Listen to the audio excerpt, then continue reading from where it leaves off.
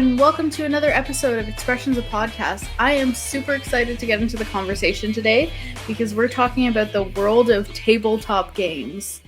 When I say tabletop games, I mean generally board games, but there's lots of card games out there that are very interesting, and other forms of games like role-playing games and stuff like that that are still considered tabletop games.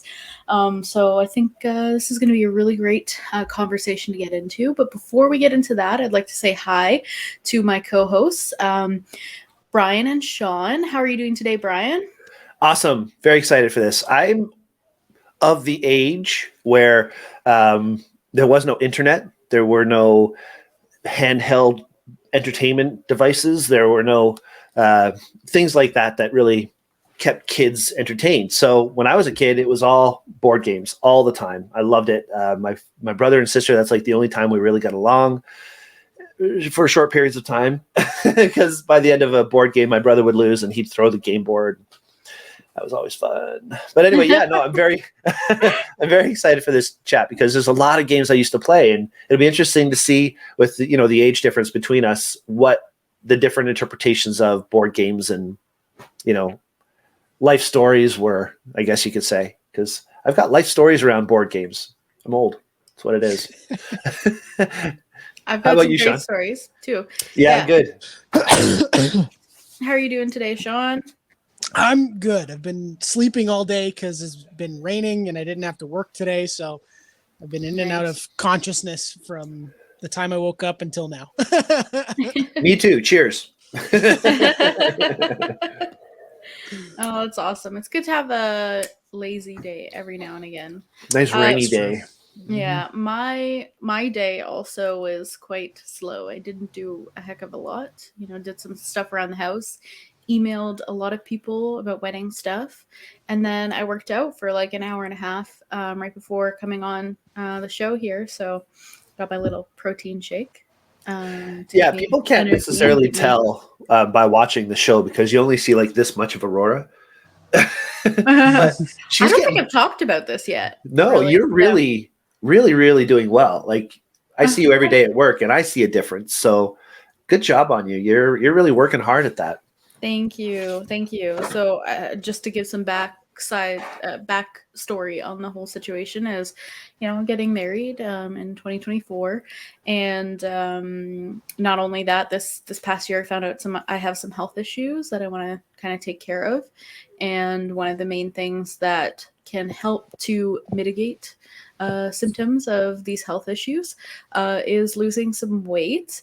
And so I started at the gym at Good Life, and then I signed up for like a set of personal training sessions, and then signed up like permanently for personal training. So I've been working really hard.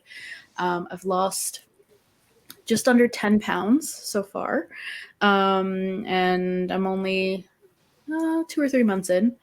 So I'm told it's right before the big drop. But that being said, like I feel like I'm doing, like a lot of people say, I'm like doing really good and really excited. But on Saturday, you weren't there on Saturday, Bryan. I had a rough morning on Saturday. Oh no. I made my breakfast and then it failed. And then the second time I made my breakfast, I dumped the shake all over the counter. And then I just had a meltdown. And Andrew was in the other room, and it was like one of those mental health moments, and we're always talking about mental health on the show. So I think it's important to share this. And, I just got talking to him about like, I've only lost like a little bit less than 10 pounds, and I've been working so hard for 3 months, and it's really hard to just like change my diet as well. And so okay, difficult. But hang on a second. You say you lost 10 pounds, but you have changed your body. Yeah, that's it's true. You're gaining muscle. You're doing weight training. You're doing things where your muscle is going to weigh more than the fat did. So I see a difference. And when you said under 10 pounds, I was like, really? That's all? Because you see a difference, and it's pretty awesome. Yeah, and I've seen picture comparisons of like how much fat weighs by comparison, like how much 1 pound of fat is versus 1 pound of muscle. It's like, it looks like 3 to 5 times bigger, like fat versus muscle. So I guess wrapping my head around that concept, it Yeah. seems like it's not that much, but I guess it really is a lot. And my trainer was just like, you're laying down the groundwork. Eventually, there's going to be a point where you're going to have a meltdown, and that morning was my meltdown morning. Yeah. 2 failed breakfasts and rushing out the door to go to work and knowing that I wouldn't be there, I mean, that was horrible. It's harder to go to work when I'm not around. I get it. Yeah, but I mean, there's a lot. Joseph was really awesome. He's just like, oh, I can't have you feeling this way. I'm gonna go to Tim Hortons and get you a tea and a snack. Oh, that's nice. And, it was really nice. So he was really nice about it. And we got a good crew. Yeah, we really do. Anyways, getting into the topic at hand, super excited. Well, before we do that, I want to talk about one more quick thing before we do that. Shawn had a big event happen this past week or so, and really? What? He's been talking about this for a really, really long time. Yeah. He got his car all made up, very much like Aurora's been working on herself. Shawn has been working on Lucille. And how did it go, Shawn? It was okay. I mean, it was good. I had a fun time hanging out with a lot of the guys. In terms of doing a bunch of car stuff and whatever else, and hanging out with people that are genuinely good, comforting, and caring people, which is nice. So definitely, I think these past couple of months and years or whatever that I've had the car, it's really put into perspective how many shitty friends that I have. Wow. So I'm doing my best to kind of switch up my my friend group. It's been whittling down every day. So basically the only person I talk to now on a regular basis are you guys and then John.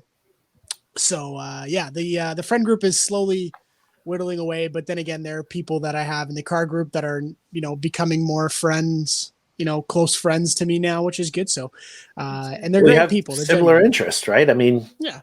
Toyota specifically. I mean, it helps to be very specific with your interests when you're trying to be good friends with people. But it's true. I think a lot of us have whittled down our friend list over the past few years or so, at least, right? Yeah. Even some of us that didn't have friends have less friends, which is very weird. But no, that's good. I'm glad you had a good time. That was Tri-City, right? Yep. And I found this the other night too. It was a little card that I had on my window, on my car. So I don't know if you guys can see that. Oh yeah. It was cool. yeah. This was like a pre-registration card, like the guy over here right there. This is where he marked down where he half-assed judging my car. Yeah, you were telling me about that. It's like I remember judging car audio competitions, and you have to be detailed. You have to get in there and have a look at the way that things were built and the effort put into it, and of course in sound, it was all that. But I mean, this guy's judging a car. What is he standing a half a kilometer away with a notepad, just going, "There's a car over there." Well, he stood at the one wheel, and then he asked me about the modifications that I did to the car, and then he saw the Hot Wheels badges that I put on the side, which is why I put the world's biggest Corolla Hot Wheel on the card there. And then I just told him about the modifications, and then he was like, "Oh, cool, thanks, man," and then just checked it off, put it back in my wiper, and then he fucked off. So I was like, "Oh, you're not gonna take a look at the rest of the car that I spent a shitload of my hard-earned money into?" Yeah. But other than that, I mean, that was the one kind of downfall to that show. But I mean, other than that, I had a really good time hanging out with really, really, really great, solid folks. And I couldn't have asked for a better day and a better turnout. Nice. With better people. So I'm glad it turned out for you, man. That's good. All right, Aurora. All right. Let's get gaming. I know, me too. So I don't know if I guess most of you know, but maybe listeners on the podcast don't know, but I am super into tabletop games. I play Dungeons and Dragons on basically a weekly basis for the last 4 years. Same campaign, shuffling a few mini campaigns in there as well. And then when we don't play Dungeons and Dragons, we play board games or other types of tabletop games, and it's just a lot of fun, hanging out with the same group of friends, having fun and playing different types of games. There's so many different ones now, with many different rules and very interesting concepts. And they are super creative.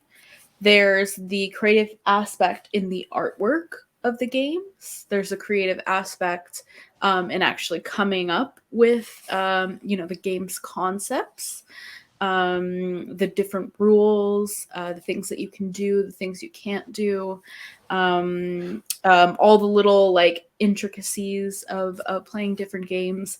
So I think this is really interesting, and I feel like a lot of people have, as you were saying earlier, Bryan, have an emotional connection to certain games when they're playing, because a lot of people get really into it. I'm one of those people that get super like competitive, super like invested in the game as I'm playing it, and I can be very, depending on the game, I can be very heated, which doesn't happen very often. I was going to say. More specifically, there's many stories with this game called Ticket to Ride, which I have right here. Ticket to Ride. It's a train board game. Basically, there's all these different maps. I don't know if you can kind of see on there, and you're having to build your way across America with different train maps, and they're all different colors, as you can see on the maps there. So you have to collect certain colored cards so that you can build on those tracks. At the beginning of the game, you get kind of like set routes that your main goal, and you have to basically complete that route in order to get the points from that card. And there's a lot of stuff involved in that. But the problem is, if you run out of trains in your inventory before you finish building, or if someone finishes their trains first before you only have one more turn to complete the rest of your goals. And then if you don't complete those goals, those points get deducted off of your score. There's lots of complexities to this game, and it can get extremely heated because people just like to screw over other people, because they can see where you're building and where you're going to. And if there's a one train track in between and you're trying to collect that one card for it, someone might just, if they already have that card, they're going to just play it and mess with you. So it's a lot of fun, but it's also very heated. The one time only Andrew felt like he was possibly going to have to sleep on the couch one night. A night where we played that game. Oh my God. Do not get into board games with Aurora. Yes. But, or do, if you have fun with that. Yeah. But have you ever played Uno? Yes, that is another one of those games that people get super heated with. Oh yeah, because people are literally throwing a card down to screw you up. Have you ever played, Shawn? Once or twice. Oh, I love that game. I've got something to say about that in a bit, though, so I'll let you keep on going with your idea there, Aurora.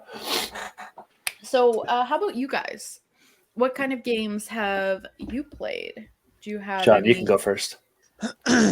My mom used to really enjoy Sorry for some fucked up reason. I don't know why, but every time, like, from what I remember, because I haven't played that game in like well over like 15, 16 years. Like, it's been a while. And the last time I remember playing it, like, it's much like the train game that Aurora was just explaining, or Uno, right? Where you basically have to screw over people in order to get your way around the board. So I remember my mom very vividly going, "Sorry," every 5 minutes. And that was the whole reason why she wanted to play the game, was to specifically screw us over. And then say sorry afterwards. Yeah, exactly. It was a nightmare. Yeah. Trauma. I'm bringing back bad memories now. But a game I've come to enjoy over the years that I found out that I'm actually like not bad at is Cards Against Humanity. For some for some reason I let my brain run rampant, and yep, it's good shit.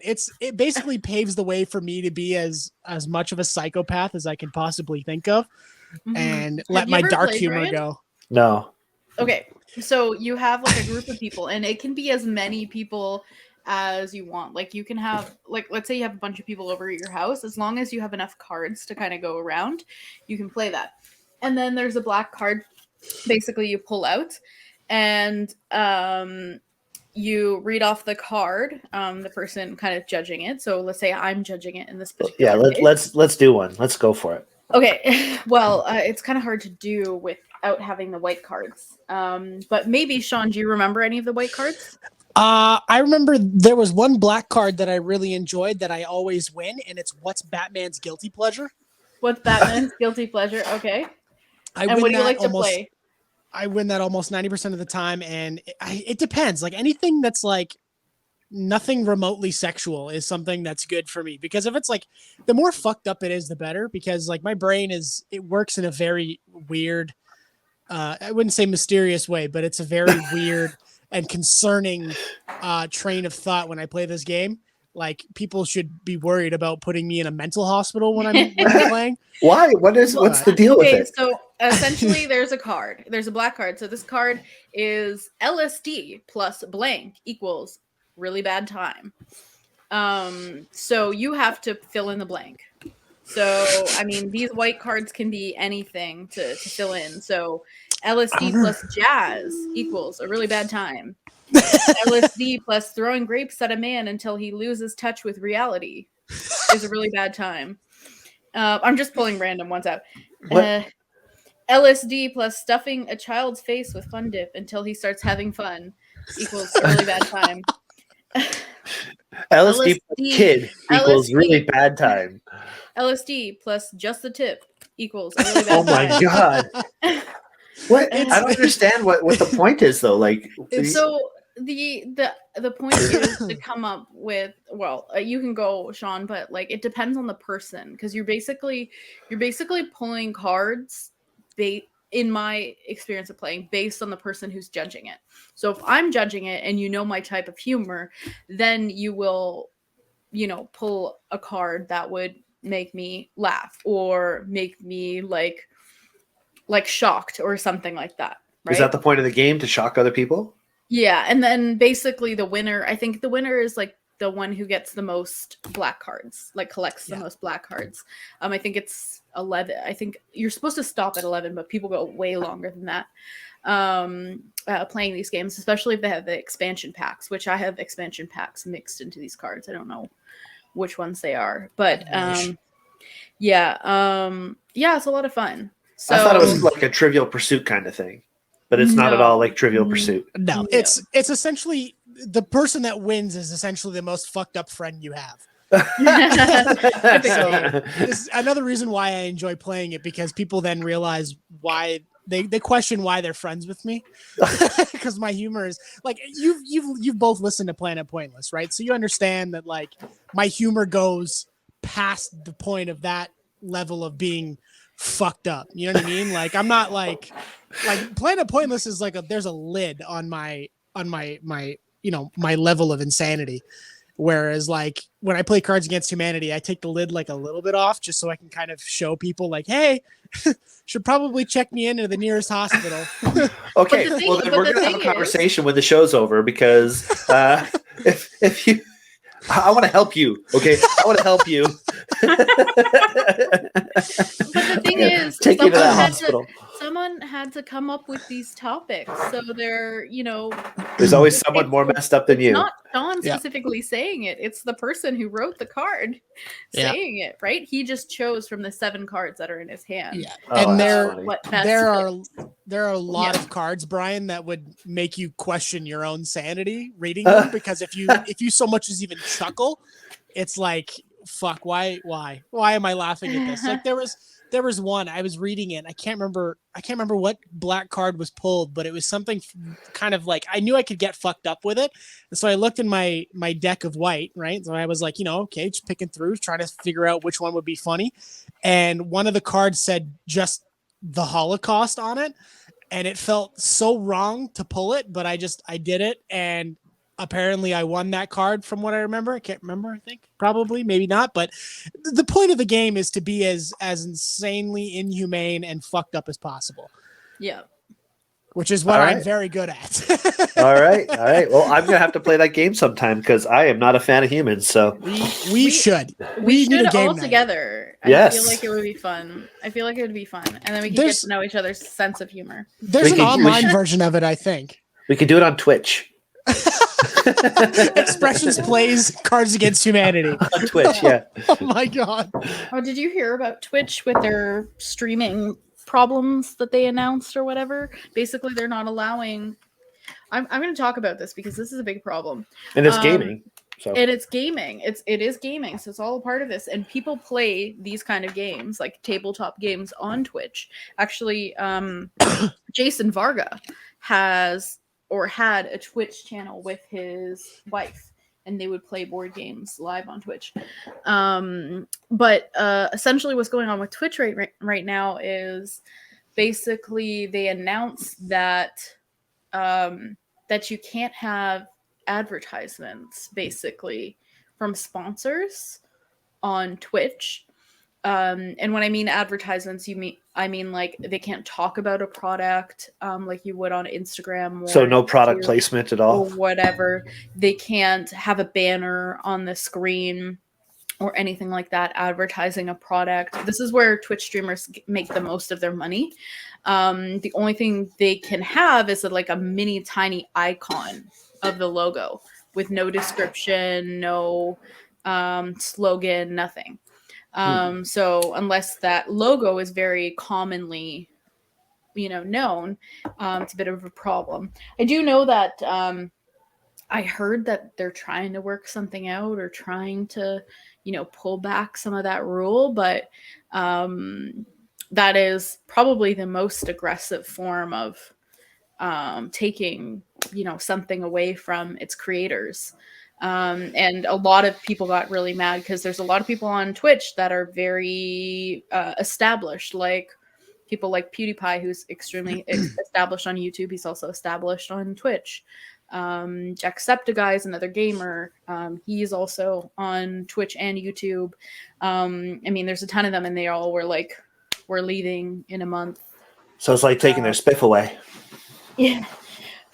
To extreme extent, right? Like they make little bits of money from Twitch itself, from the ads, like not enough to make a living, right, off of it. So where these content creators are making their living is talking to like brands and products and then being able to advertise in a certain way, like give it 15 seconds on the video, talk about the product, or have a banner across for a lower paid ad or whatever it may be. So obviously these content creators are upset, especially just starting out, and probably are wanting to get themselves more established. So hopefully they fix that. But getting back to the topic at hand. Well, yeah, I mean, it's funny. That's another whole thing, though. I mean, people see gaming as a source of income, which isn't something I could ever have thought of. I mean, back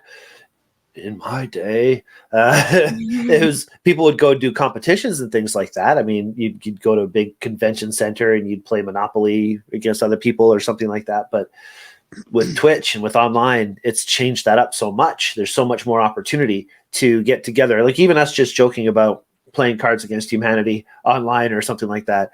There's no way that could have been done before. So people were forced to play Monopoly, Life, Risk, like all these games that I was raised on, Chutes and Ladders. Never would have heard of a Cards Against Humanity. I remember when Trivial Pursuit came out. It was the biggest thing, everybody was playing Trivial Pursuit. Every party you go to, Trivial Pursuit.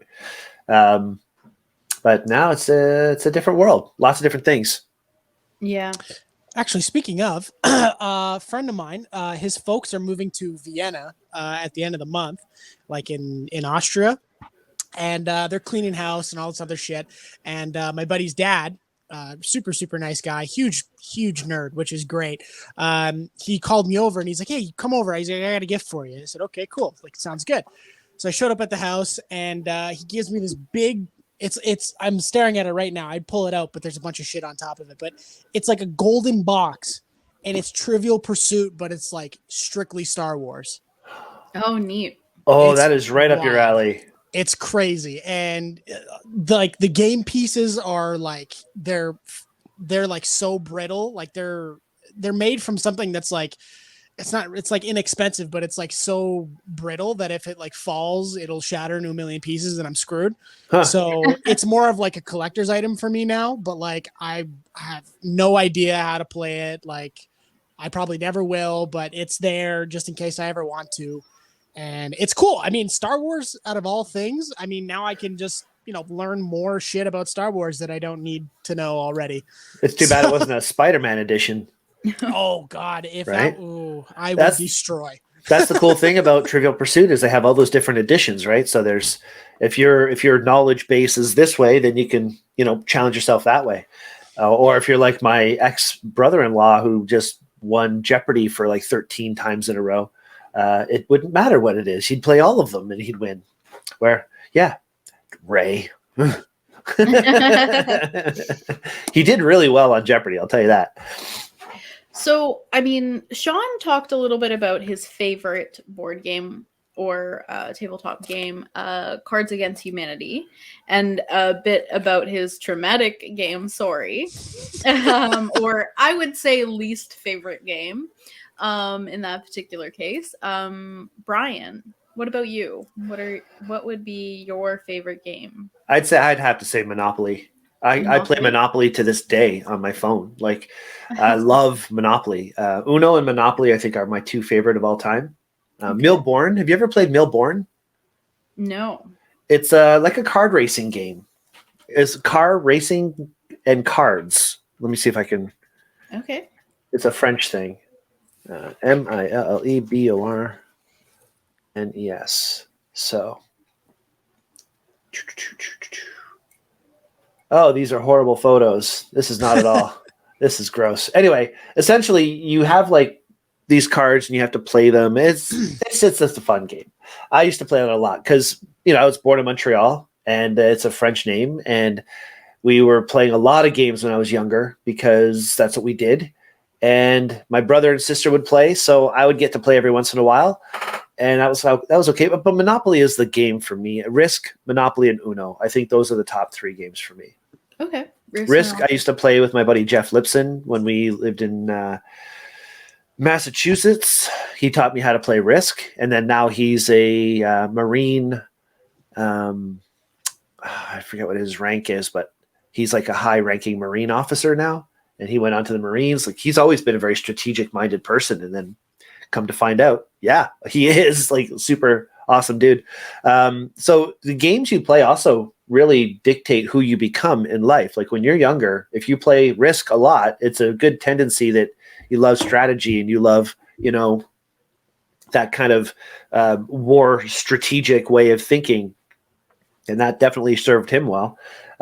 Where Monopoly, it's supposed to teach you how to, make a lot of money. And I was always a very good player at Monopoly. It did not translate to real world.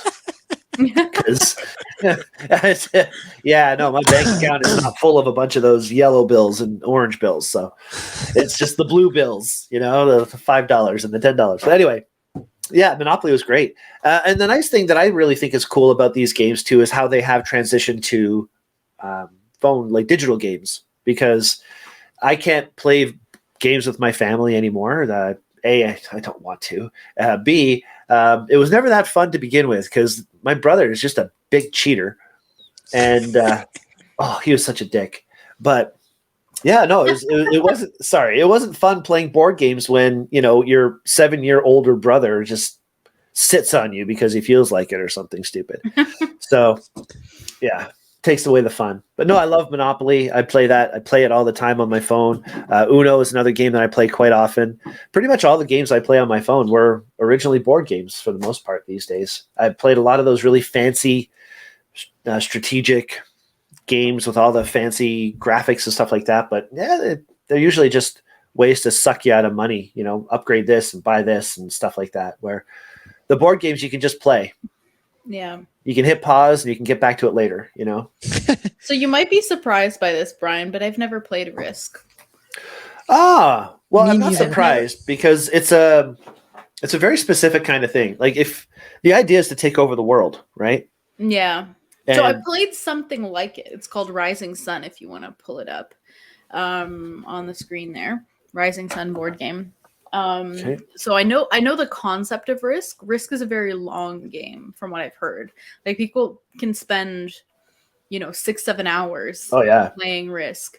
there's that. Rising Sun's a little bit more slimmed down, and you have more things, I guess, you can do.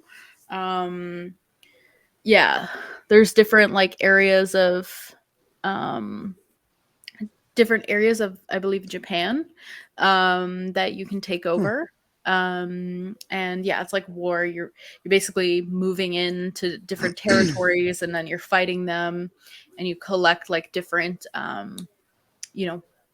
army members, and you get the help of the gods on your side as well. The help of the gods. The help of the gods, you can pray to certain gods and they'll give you certain abilities and stuff like that. So it's actually a very interesting game.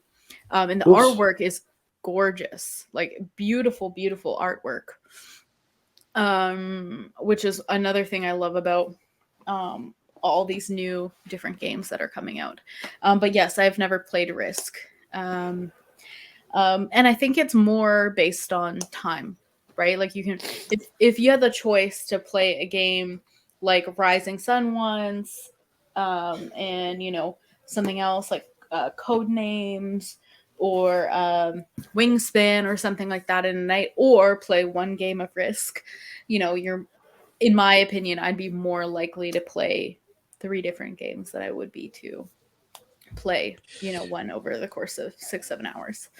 Right. Yeah. I always got into those long games. Like Monopoly to me is the perfect game because you're doing math, you're learning about math, you're learning about all these different things.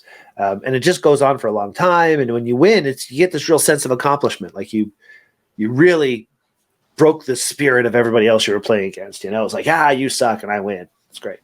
Yeah. That's the best kind of game, don't you think?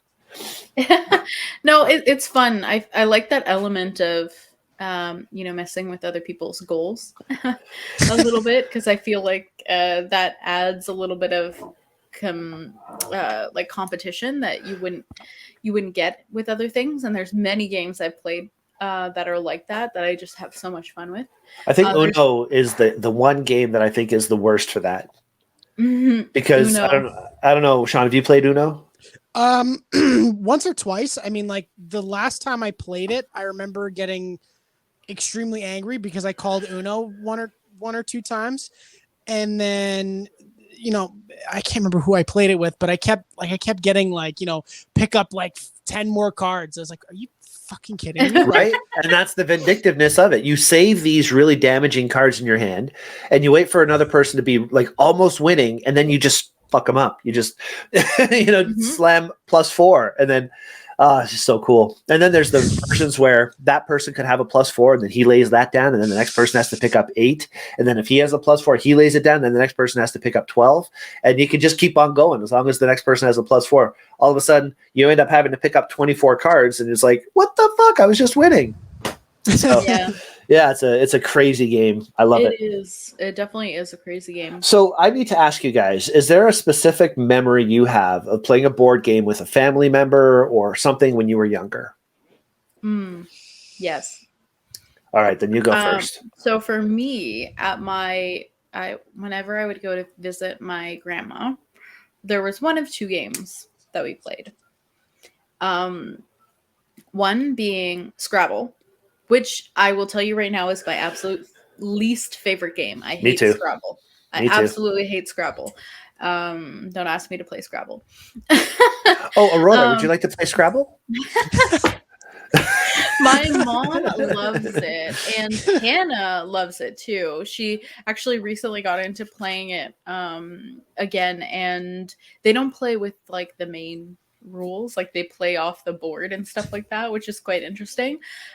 Which I could feel if I didn't have to set to the specific rules of Scrabble, which is what annoys me the most about Scrabble, then I would have a little bit more fun with it.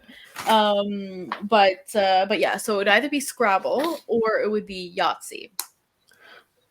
And Yahtzee is one of those, fun games. It's all up to random chance, right? You have all these different goals that you have to play. And you have to like fill out. And if you don't reach the goal by the end of the amount of turns that you're supposed to take, you take a 0 in whatever specific, part on your scorekeeping card. And I always had so much fun playing that game. It's just rolling dice. It's rolling 5 dice. But it's so much fun when you get those, the 5 of a kind or the Yahtzee, and you get that 50 points, and like if you get that Yahtzee, you're basically winning, right? Unless someone else gets a Yahtzee, and then you have to get a second Yahtzee and put in your chance or whatever it may be. So I don't know. It just has a lot of good memories, like playing with my grandmother, who's no longer with us anymore. My grandfather, same thing as well. My mom, and my siblings and all that, and just having fun rolling dice. I mean, I'm basically doing rolling dice on a regular basis playing D&D. And it's up to random chance. It's a lot more complex than that. Yeah, I love it. I have a lot of fun with it. Another one would be Jenga. Jenga is another one that I have strong memories attached to. I never learned how to play that because I'm very poorly coordinated. So I would fuck up that tower. Shawn walks past it and it just crumbles. Yeah, I'm like, I just exist, and I'm sure any Jenga tower within like a 10-mile radius of me right now is falling. It's your vibration. If they built like an actual like life-size like huge Jenga tower, I would have to be in the farthest corner of the world away from it. Oh my goodness. Okay, so yeah. Speaking of that, so like strong memories playing Jenga, having lots of fun playing with my my siblings, and like making the tower towards the end of the game, making the tower as wobbly as you can without knocking it down. And then if someone has to place it on the wrong spot, that it's just going to crumble down on them. So you do play a lot of the time to screw over your other opponents with Jenga. It's just so much fun. And then that rush when like the tower goes down and everybody's like, no. And yeah, so much fun. But one time I actually went to a concert with Andrew. It wasn't a concert. It was the beer festival or something like that in Toronto. And then they had all these little booths for all the different types of beer, and you could sample them all. They had some ciders in there too, so I was able to sample a couple things. And then there was a little concert for the Trues. The Trues played an acoustic show, which was lots of fun. And out there, along with the other things, there was a huge Jenga game. So like the height of me, Jenga. Like you're saying, Shawn, like a life-size. Yeah. Your biggest fear. Wanted to play that. So we started playing it, and then the rain started pouring down. So the element of the rain as well made the blocks like more swollen and tricky to get out. And I can't remember who won or who lost, but after it started raining, the game went to crap. And it was just a lot of fun playing on a different scale, in a different environment too. Like you usually play a game like that in your living room or something, mm-hmm. and here you are out there. And yeah, but yeah, it was a lot of fun.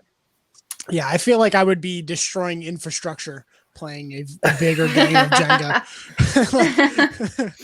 The sewer system dissolves. Yeah.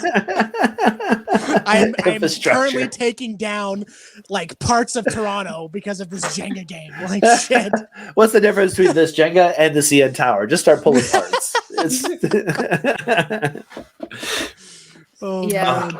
I Oh, remember man. when I was a kid, we used to go visit my mother's friends all the time. And one woman, her name was Nancy Coates, and we'd go to her place. And my brother, sister, and I would just disappear down to the basement because we knew where her games were.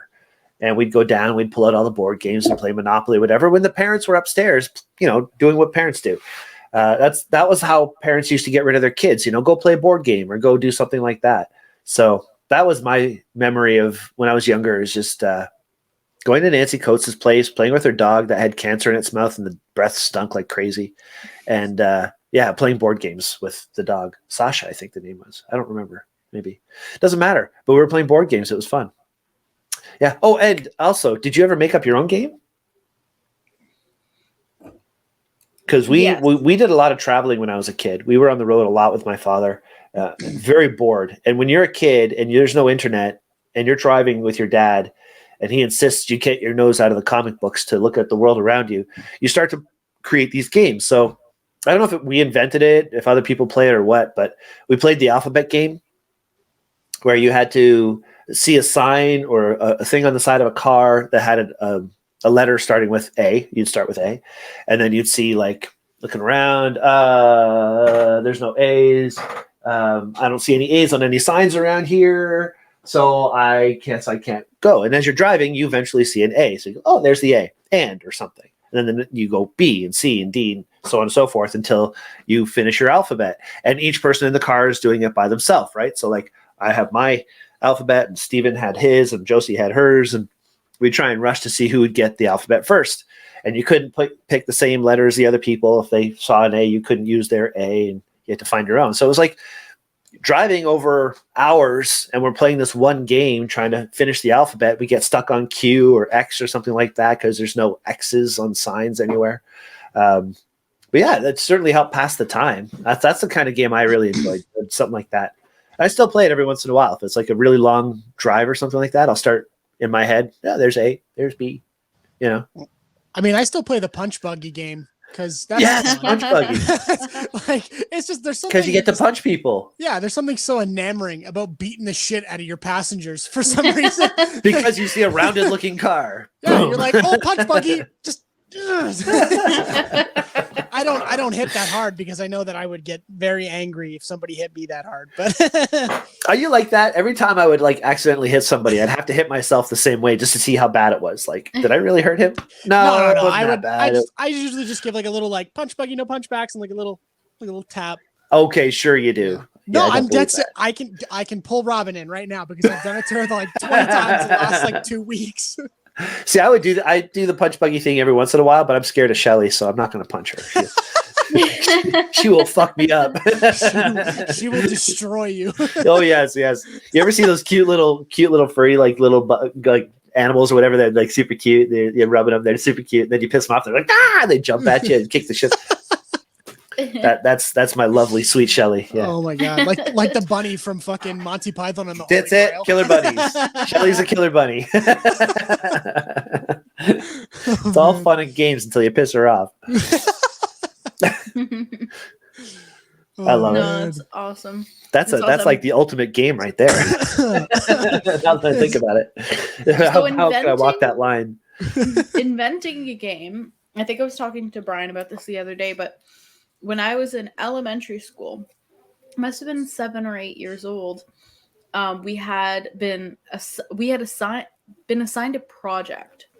We were given like specific parameters to make a board game ourselves. So come up with the art, come up with the design of the game, like the layout of the board and stuff like that, and come up with like 10 rules to follow throughout the game, and come up with all the content for the game and stuff like that.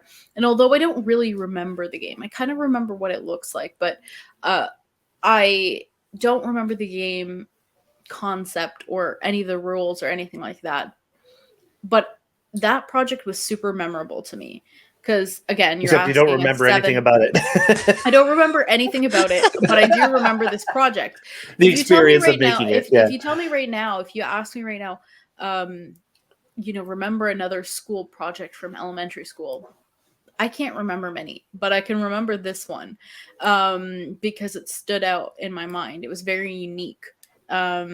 One was another coming up with like your own business and all that stuff, which is very interesting because the business that I stumbled across that project a little while ago when my mom was cleaning out her house, and I came up with this concept for a photo studio slash camera and printing accessory store.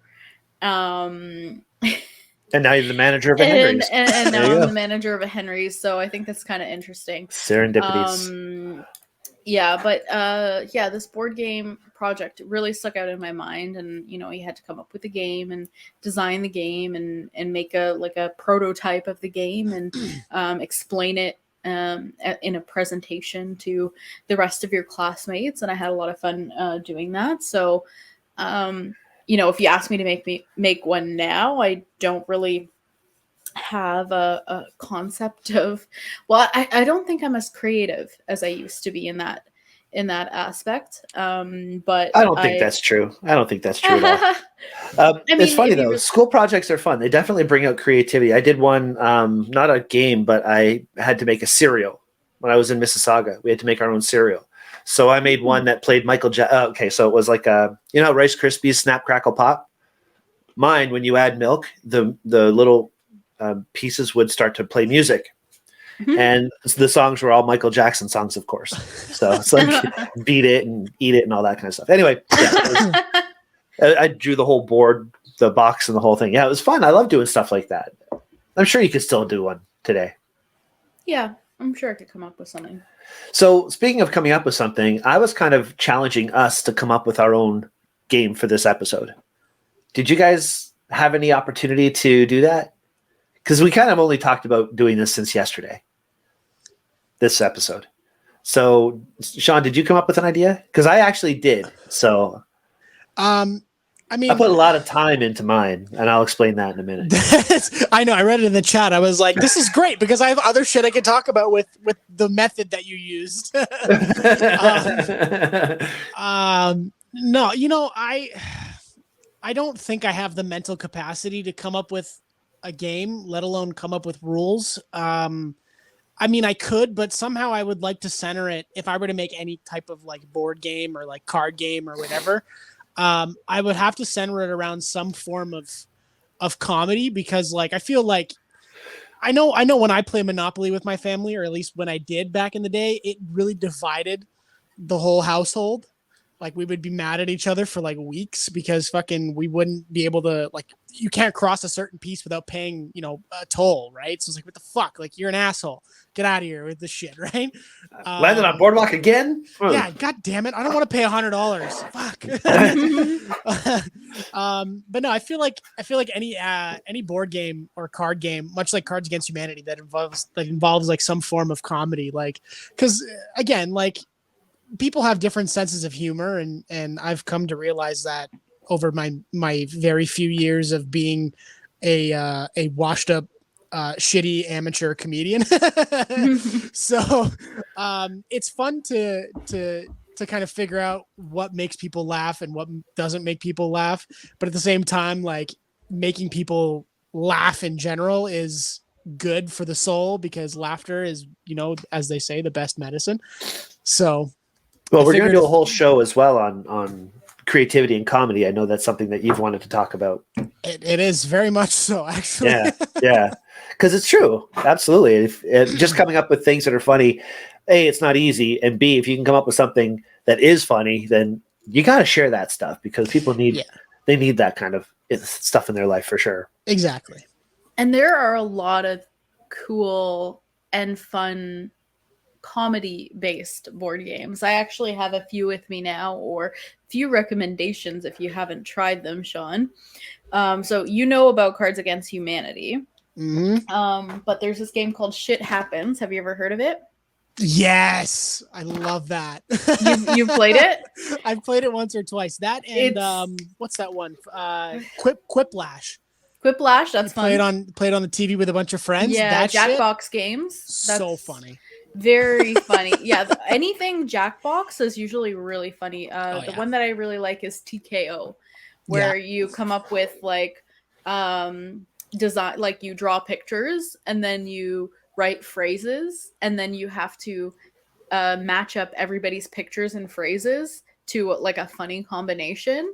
And it's a lot of fun. Actually, my sibling Jace actually bought one of the t-shirts that was made on one of the games we played on that, because you can buy the t-shirts as well afterwards. That's awesome. Yeah, so lots of fun with that. To explain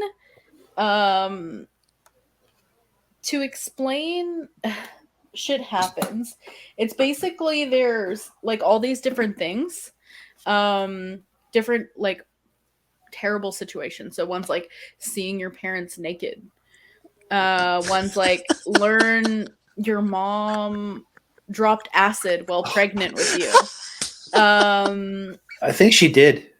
Yeah, same. walking barefoot on gravel, Ooh. vending machine eats your money, arriving at the beer store in 1 minute after 1 minute after closing, right? So there's all these things, and they have like a misery index, and you're supposed to like read them off and then line them up with where the misery index is supposed to be, and the closer you are to you know, the lineup at the end of everything, with the misery index, you get a, you know, like you win basically. But it's a lot of fun, just like even just reading some of these topics online and playing with a big group. Usually it's more fun the bigger group you play with. On hold with the cable company for 2 hours.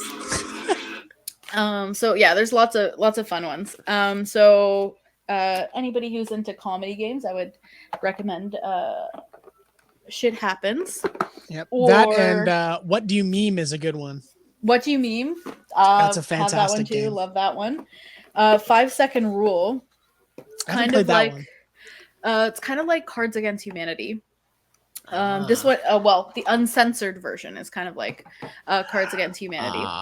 So you have like this little timer that times That you. was a fun sound. That has 5 seconds, and then I say like quickly to Shawn, name 3 people who swear a lot. Me, Bryan, and John. And then you get the card, right? But some people freeze up. I'm the type of person that freezes up all the time with these.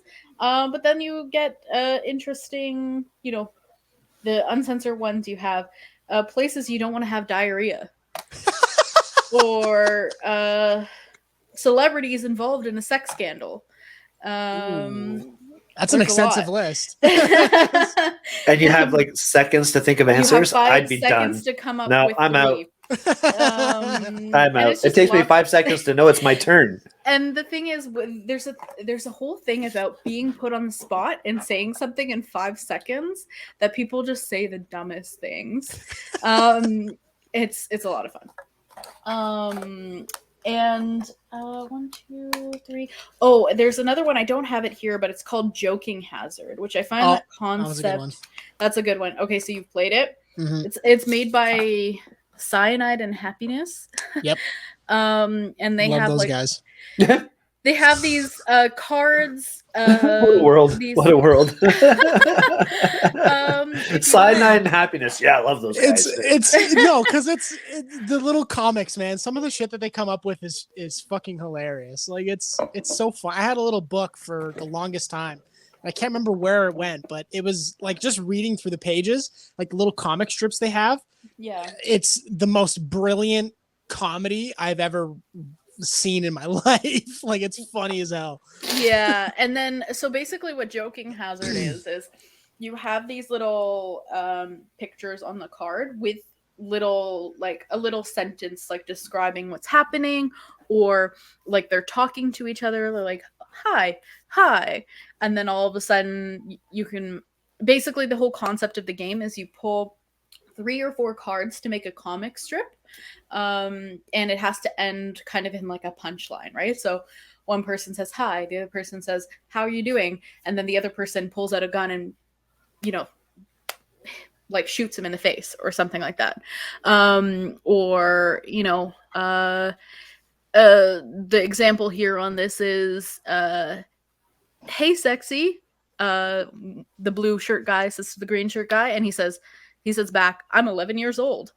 You know, there's lots of funny different illustrations and you know, words, and it's just a fun game to play with people. And it's a similar kind of concept to Cards Against Humanity. Everybody comes up with their own comic strip, and the one that makes people laugh the most wins. That's good shit. Yeah. That reminded me of the other game that I used to play. It was like a notepad, and you had to say noun, adverb, verb, and adjectives, and all of these things. Mad Libs. Oh, Mad Libs. Yep. Mad Libs. That's oh, it, Mad man, Libs. those We are have- so much fun. I love Mad I Libs. Used to play forgot all the about time. Mad Libs. Okay, not to overly hype Planet Pointless here, but we have a couple of episodes that are extremely funny where we call them bad libs, where John and I actually do Mad Libs. I have no idea what the fuck an adjective and nouns and shit are anymore because I've been out of school for years. So it's funny because he, like, throughout the entire process of the episodes, there's 2, I believe, and throughout the process, they're like, he's trying to explain to me every few minutes of what these things are, and then at the same time, I'm just coming up with words. So when he reads the stories out, we're both in hysterics. Like, I think those are the episodes I remember, like, being in literal tears. Oh and, my like, God. having abdominal pains from laughing. So I've got to hard. find that one. I got to find those. I'll send them to you in the chat. I mentioned in this chat that I was going to send you my favorite Cyanide and Happiness short from Perfect. from YouTube, because it's good shit, man. Something about comedic games to me is just fuck. It just splits my sides, man. It also reminded me of when I was younger. We used to sit like in a round circle, and we'd come up with a sentence, and then the next person would have to add to it, then add to it, and then add to it, and it would just go around. Yeah. And every time it would Or get to my broken sister, telephone. she would forget what to say. She wouldn't know how to add to it, so she'd just go, "And he died." So it became a thing. Every time we'd start a story, we'd be waiting for Josie to go, "And he died." So to this day, 50 years later, all I can think of is "And he died." I do it all the time. And he died. And he died. That's horrible. Anyway, making up games. We're almost at the end of our episode, I think. So I just want to quickly get into this game that I made up. What do you guys think? Sure. Yeah, I'm down. So we talked about coming up with an idea of a game, and we were each going to do a thing. So I thought long and hard, and I sat here and I was like, oh man, what kind of game can I do? I said, I want to, a photography game, maybe learning about photography. Points might be awarded for correct answers. Prizes could include camera gear that improves your players, quality. And the winner is the first to achieve a magazine cover photo. So this is the keywords that I used for this game, because I did it on ChatGPT. I finally said, hey, Juan showed me this really cool thing today. And I got to admit, I probably did about 13, 14 different questions on ChatGPT just screwing around last night. It was so fun. And I made a board game. So here it is. This from just those keywords. That's all I said. This is what I ended up with. Bryan's board game idea. It's called Shutter Success, The Photographic Journey.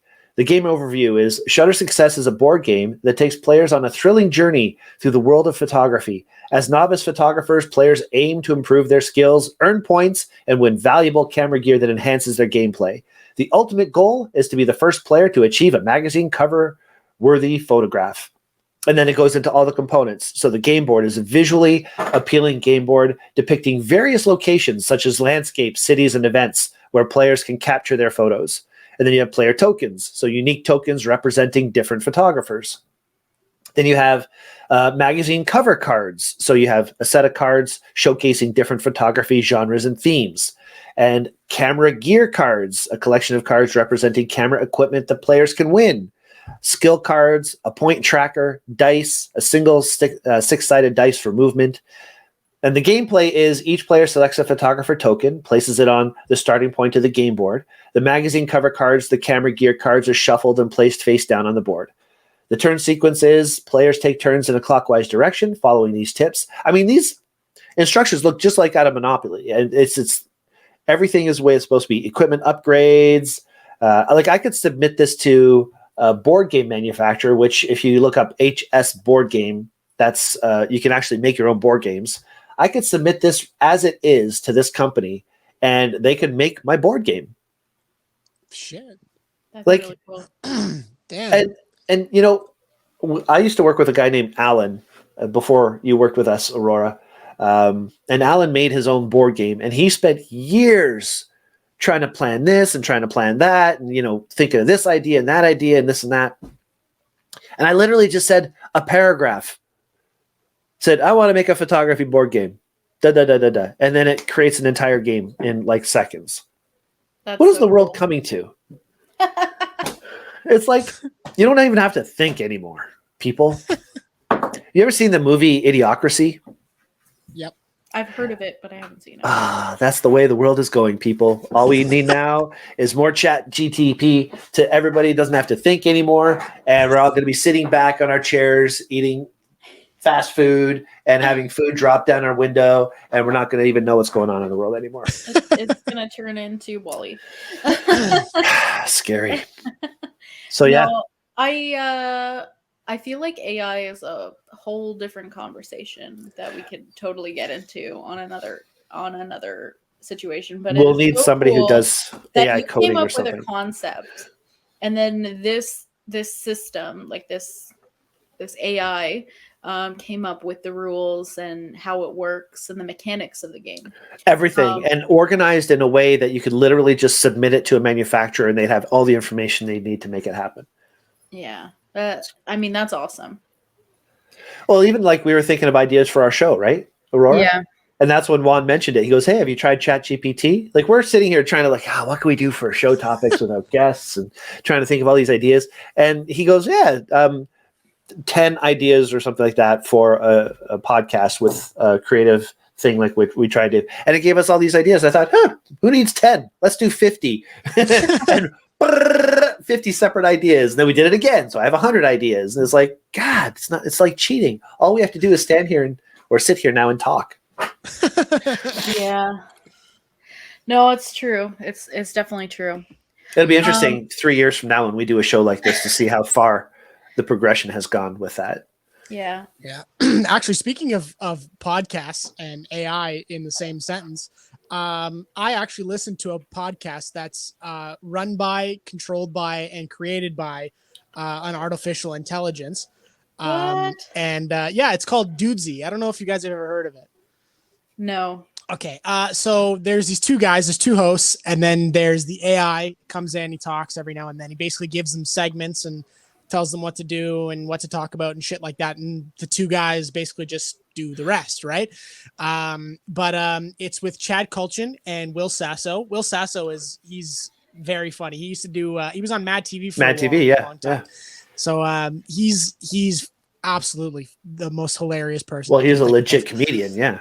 Yeah, so it's fun. I listen to it every Tuesday after I listen to Expressions on Monday, which is fun.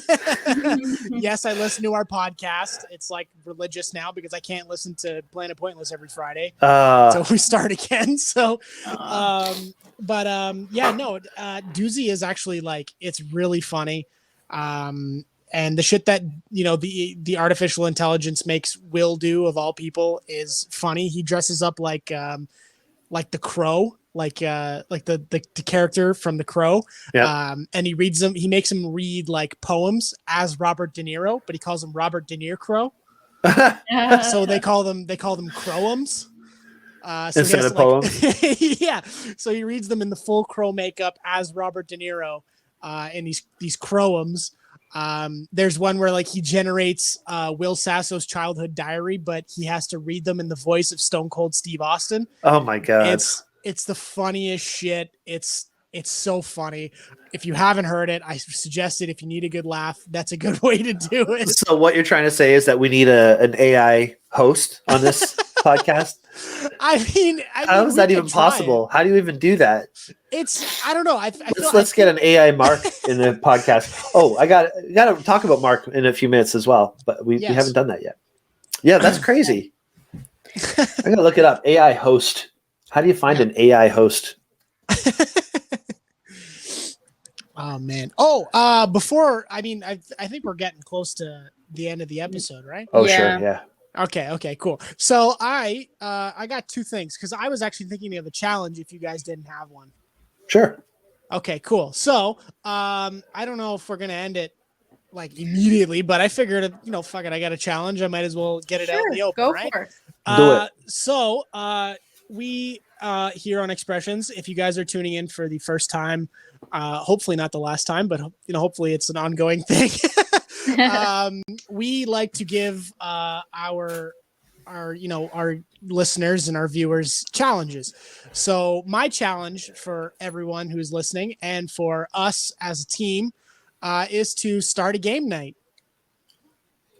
I love this. So get friends, family, ex-girlfriends, ex-boyfriends, whatever. I mean, I wouldn't suggest those two last ones because that's going to be kind of touchy, but it's okay.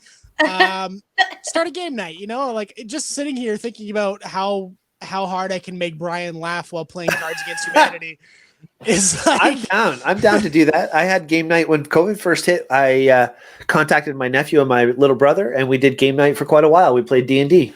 Anybody who's listening, if you guys are interested in us doing a podcast live stream game night, let us know. Be down. Because nobody's going to let us know. Nobody ever lets us know. I'm so upset. If someone's listening and they're listening to this point and they really want to let us know, we would love to hear your interactions with our content on YouTube comments, on Facebook, like direct messages, email. We got an email. Hell, send me a text. Here's my cell phone number. No, I'm just yeah, contact us. And tell us what you want us to do. What do you want us to be trying? Whoa, hang on a second. What you want us to do? That could get awkward. I mean, I want Bryan to do this episode standing on his head or something. Weird. No, not to that extent. Good, because I can't do that. I feel like that would be fun though, like a live stream game night, but all of us being, a bunch of weirdos and having a good laugh and yelling at each other when we have to cross, the interstate on Monopoly. Like, and there's lots of digital ones. So have you ever played Monopoly? I mean, I have. It's been across the interstate. I value my friendships and my family. Okay, as little as I have left, I have some sort of value in that. You got to keep what you got. I get it. Before we sign off, I just want to get back to, because we were talking a little bit about broken telephone, and we're talking about also potentially doing a game night thing. There's this game called, I believe it's Drawception. I've played it before with my friends, and it is one of the funniest games I've ever played in a group, and you can play it online. So we played it actually from our own home, and we were playing with people from the US, people from Canada, people that we know. Obviously, you invite people into this group, kind of like Jackbox games, and you can play off of Discord, listen to everybody's audio at the same time. Discord's another service a lot of people who online game use. This game, basically, they give you a prompt, like flying sandwich, right? And then you have to draw the prompt on the screen, right? And then the person next will see your picture and have to describe what that is. So if they saw flying sandwich, maybe it's a sandwich in the sky with clouds, right? So then they'll type sandwich in the sky with clouds. And then the next person will have to describe what it is. Well, that doesn't really look like a sandwich. Maybe it looks like a piece of pizza or whatever. And then it's piece of pizza in the lake because they drew blue sky with, pizza. And then it just gets so disconnected by the end of the story. of this, and basically you see the original prompt, you see the next drawing, and then you see how it deteriorates as it goes on, and goes through all the players, and it's just so it can get super ridiculous, and it's so much fun.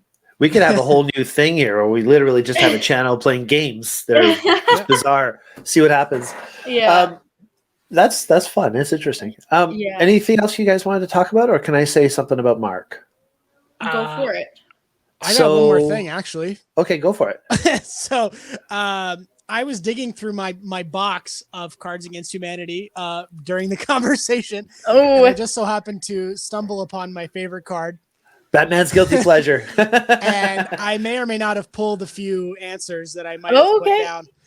Okay. Let's see if I can get you a laugh. So, so one of Batman's guilty pleasures is Morgan Freeman's voice. Oh, that card is almost always the winner. It's so funny. Yeah. I know Brian's gonna like this one. David Bowie, David Bowie flying on a tiger made of lightning. what? That's really LSD right there. This one makes the most sense in terms of Batman's guilty pleasure is self-loathing. Yes. Yeah. This one makes me laugh. Getting naked and watching Nickelodeon. Oh my God! Can you imagine seeing Batman naked watching Nickelodeon? And then I'm just gonna show this one, but I mean, I can't really talk about it because I felt bad that I even mentioned it on the show, and I feel like Brian's gonna cut it out. But if he does, I mean, oh my God, it's bad. But I mean, it's something that I would have been stupid enough to play, right? I'm one of those guys that just finds humor in the worst possible thing. Oh, man. So I think it's funny that you thought I would cut that out. I just figured, you know what, this is supposed to be like a a creative podcast, and we're supposed to be like, somewhat, conscious of what we say. Mind you, I'm not, but if I get fired, that's why you're here. Okay. That's why you're here. So if you haven't picked up Cards Against Humanity yet, I suggest it. This is a bunch of, white cards just of pure humor mixed in with so many plausible jokes. Definitely get that. It is so funny. And I look forward to playing it with you guys because I want you guys to spit drinks out of your nose. Looking forward to it. All right. I just want to say happy anniversary to Mark before we say goodbye. It's his 24th anniversary today. That's why he was not here. So, Mark, you're the man. You and Chrissy are awesome. Great couple. We love you guys. And we hope you have a great night away from the podcast, but having a good time by yourselves. It's awesome. Happy anniversary, dude. Before we end the episode, I'm just going to rapid fire games that I love and I recommend people to try out if they have a chance. So Happy Salmon, one of my favorite games. I brought this to you our told work me stories party. about this one. It's like there's just really quick to explain it. It's like a group playing game. There's a table in the middle. Each person gets a set of cards. I think it's like 3 of each card or something like that. There's one that's called Pound It. You have to do a fist bump. There's one that's called High Five. You have to high five. There's one that's called Happy Salmon, and basically you find somebody's hands. They have the same card as you, and then you do this. Happy Salmon. And then there's one that's Switcheroo, which is literally you have to find someone with Switcheroo and then swap places with them around the table. And the first person that gets out of their cards the fastest is the winner. This game is utter chaos. It is so much fun. It gets your blood pumping because you're running around and doing all these crazy things. But the funniest thing about this game is that you're shouting. You pull your card and you start shouting it, and you're this group of people, and you're like, pound it, pound it, pound, pound, pound, pound it, and everybody's like, high five, pound it, switcher, whatever. It was ridiculous. And, it's chaos. It looks like from a distance, it looks like salmon swarming around things because they're trying to get things done, and it's so much fun. So Happy Salmon, lots of fun if you want something chaotic. There's another one kind of like that. It's called Jungle Run. and you have to, or jungle speed, and you have to like grab a totem pole in a certain amount of time. That's also fun, but I prefer Happy Salmon. Wingspan, if you want like a really beautiful artwork game, and you want like a more chill game, beautiful game. So essentially it's like you're collecting your own birds, and each card has like a specific type of bird on it and has bird facts, and the artwork is gorgeous. Basically you have to like go through, and there's different things that you have to achieve, like you have goal cards, and then there's like the main goals for everybody, and you have to achieve the main goals, you get extra points. You can like lay eggs, you can, you know, like find ways to gain more food so that you can do more things. It's a very just relaxing, it's not really like a screw over your other opponents kind of game. So if you want something more chill, that would be one of them. I mean, I have some other ones here. I've got Villainous, Codenames, Munchkin. I'm not going to go into explaining those ones, but those are a lot of fun as well. What I don't have here is called Canvas. And the reason why I wanted to bring this one up is because it's a very creative game. If you're into artwork, but you're not really good at making art, you've always wanted to, you know, like make your own painting. It's a very, very interesting game. So essentially you have these background cards that are like, I don't have it with me, but they're different, like it's different scenery. So it's like, you know, just like maybe a blank blue slate, or, you know, like a sky with trees, or, you know, like a landscape, or, you know, an underwater with, you know, blue scape with bubbles and stuff like that. And then there's these transparent cards that you lay over top of it, and you add different things to it. So, you know, like there's a silhouette of a woman dancing, and then there's stars, or there's, you know, like a unique looking like shoe or umbrella or whatever. And basically you're supposed to line those transparent cards over each other, and each one of those cards has a title as well. So not only do you have your and the titles fall in different areas. Not only do you have your painting that you're making as you go, you also have the title of the painting. So it's like, you know, like, you know, I don't know why I'm only coming up with Black Void, but, you know, something like that, right? Or graceful, you know, graceful maiden, or something like that, right?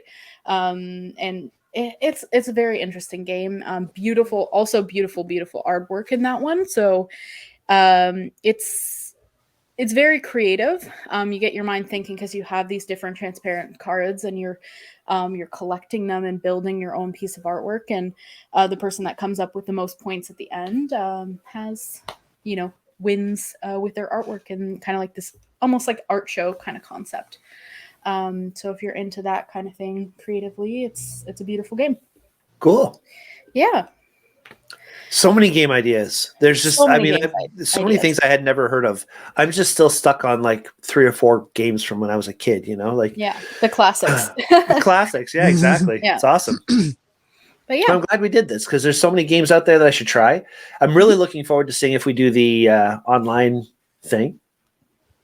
yeah, I'm down. I think that'll We be have a fun. hard enough time finding like one night a week to get together. Now we gotta do this a different Find an night too. additional one. Maybe we could do the Friday night thing for the game and the Monday night thing for the podcast.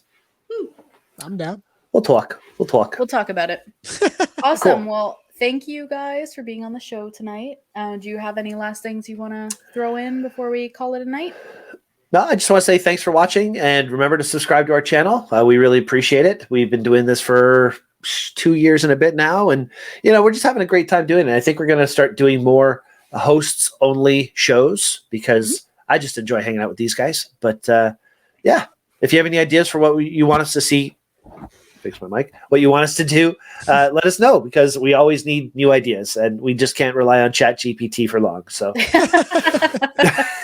No, Shawn? that's awesome. How about you, Shawn? Also, if you would like to be a guest, if you feel like you are a creative, hit us up. You know, email us, message the Instagram or the Facebook. And if you want to be on the show, by all means, we will be happy to have you on. It's funny because all of our guests really love doing the show. They always say how much they like doing the show afterwards. So yeah, let us know. Yeah. Cool. And that's pretty much it. The other thing I would say is just like and subscribe and share us with other people if you like our content. And have a good night. Cool. Bye, guys. Bye, everyone. Peace. Ooh, ooh, ooh.